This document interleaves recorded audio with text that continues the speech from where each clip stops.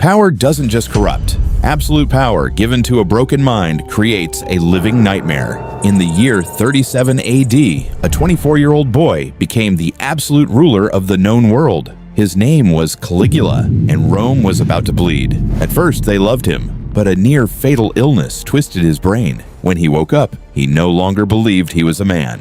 He believed he was a god, and a god does not obey human laws. He began executing senators for simply looking at his hair and spending nights talking directly to the moon. But his ultimate act of madness wasn't against his people, it was against nature itself. He marched an entire army of elite legionnaires to the edge of the world, not to conquer a country, but to declare total war on Poseidon, the god of the sea.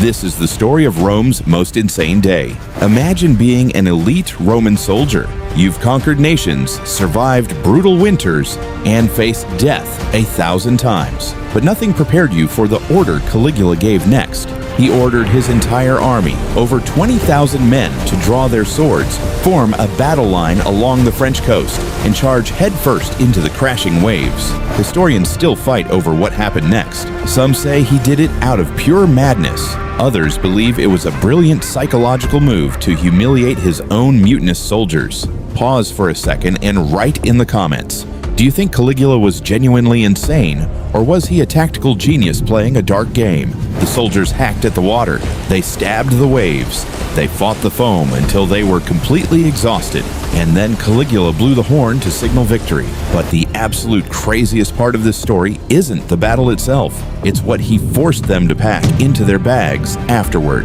If you're the kind of mind that craves the dark, hidden layers of history that schools hide from you, hit that subscribe button right now, because what Caligula did next defies all human logic. He commanded his battle-hardened legions to drop to their knees and gather the spoils of the ocean. He didn't mean gold or silver, he meant seashells. Thousands of helmets were filled to the brim with shells, packed away as tokens of his victory over the sea god. But Caligula wasn't finished. He took these shells back to Rome for a celebration that would end in an assassination plot so brutal it changed the empire forever. When Caligula arrived back in Rome, he didn't hide what happened. He forced the Roman Senate to throw him a massive victory parade, marching his tired soldiers through the streets to show off their bags of seashells. But his madness was growing. He decided that regular humans were no longer worthy of his time. So, he looked at his favorite companion, his royal horse, Incitatus. He built his horse a stable made entirely of solid ivory, gave it a team of human servants, and officially appointed the horse as a Roman senator. If your boss replaced you with a horse tomorrow, would you notice a difference? Let me know in the comments. The senators were furious, but they were too terrified to speak up. Caligula had built a massive network of spies. Even whispering a joke about the emperor meant a slow, painful execution. He would invite noblemen to dinner, step out of the room with their wives, and then return to describe their intimate moments out loud to the entire dinner party. Caligula thought he was untouchable. He thought a god could never bleed. But he forgot one crucial rule of Rome. When you push honorable men into a corner, they turn into assassins. On a cold day in 41 AD, inside a dark, hidden palace corridor, the senators closed in. 30 dagger strikes ended the reign of the mad god. Caligula bled out on the cold marble floor completely alone, realizing too late that his divine status could not save him from human iron.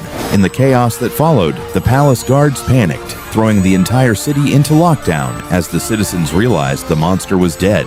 Rome learned a terrifying lesson that day. Empires aren't destroyed by outside enemies. They are eaten from the inside out by the madness of the men who rule them. If your mind is built for these dark chapters of history, hit that subscribe button right now to join our legion. Before you go, drop a comment below about who would you like to hear next, and what would you have done if you were one of the soldiers ordered to stab the ocean. I am reading every single response. See you in the next video.